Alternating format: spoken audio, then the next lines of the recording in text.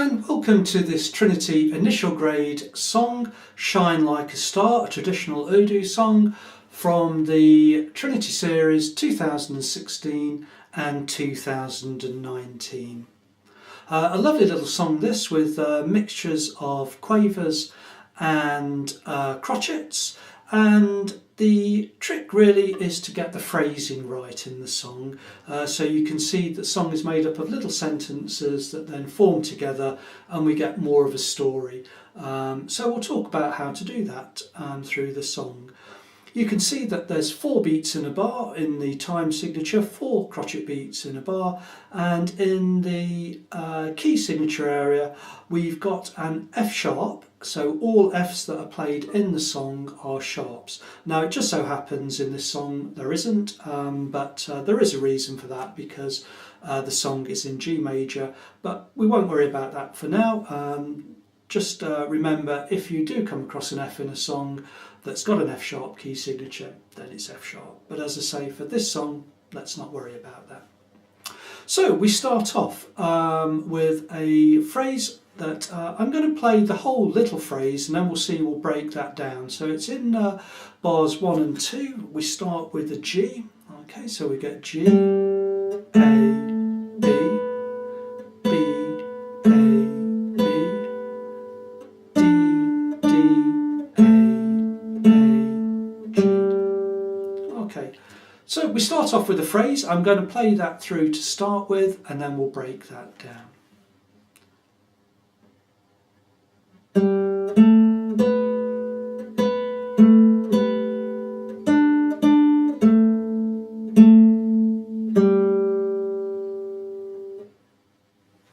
So let's have a look how that phrase breaks down.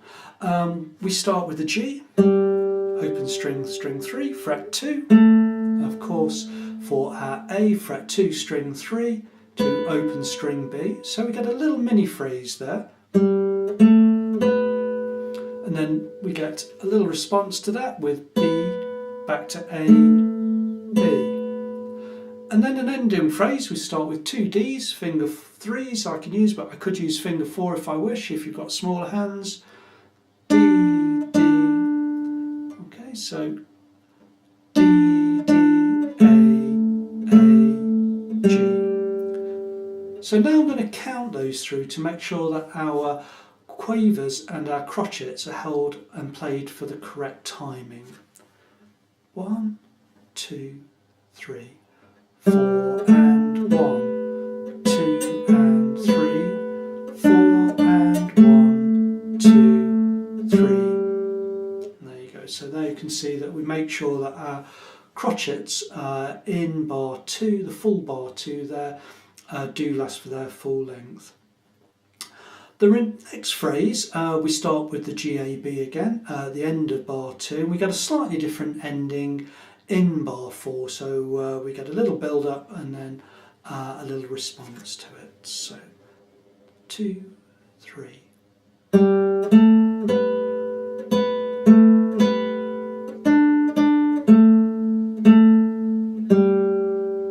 And this time the G lasts for 2 beats, and that's the difference. So how can we separate these 2 phrases out to make them sound slightly different? Well, one of the ways of doing this, I'm going to play the first phrase MF as it's stated, and then I'm going to play that second phrase just slightly quieter with maybe a little crescendo towards the end to build it up. So I do feel like there's a difference between the 2 phrases, like a singer would like to sing something slightly different.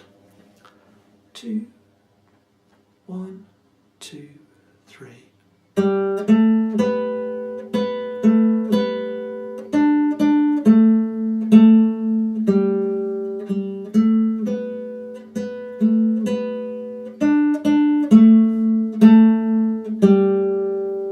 And you can see there that by separating the phrases out using dynamics, gives it a really nice feel to the song. You don't have to do that, of course, but when you get confident with the notes, then that's a good thing to do.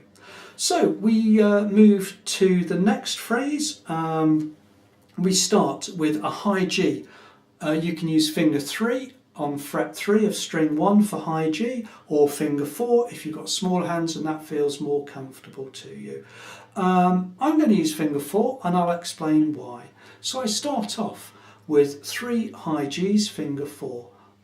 1 and 2 and you can see what I've done there. I've used finger 3 now for the D. So that means my finger doesn't have to jump, and as well, even if I'm using finger 3 for high G, I don't have to jump fingers. I can do it a little bit smoother than what's written, or what to help us play the music there.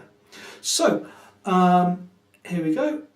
1 and 2 and 3 and 4 and. Okay, we've got a dotted quaver at the end, 1.5 beats. I'll go through that slowly. 1 and 2 and 3 and 4 and. You can see that note holds. We get a complementary phrase, just a repeat, but with the echo effect of a quieter dynamic. P piano. 1 and 2 and 3 and 4 and. Then in bar 7 we get it loud again. 1 and 2 and 3 and 4 and. You can see there I've done a couple of variations on that. Sometimes I've held the D when I've gone E, D, D, E, D, and you get the little ringing sound, or you could lift, so you go D, E, D. It's your choice. One of the features of the guitar, of course, is that sometimes the notes ring if we're holding one string and playing another. It can sound quite nice. So it's your choice. Don't get too worried about whether they ring on or not. You could see that I've done both examples there. We finish off this little phrase in bar 8 with another quiet version of this. 1 and 2 and 3 and 4 and 1. And of course that's taking us into the next phrase, which is a repeat of the first phrases. So I'll play from bar 8 all the way through. 3, 4.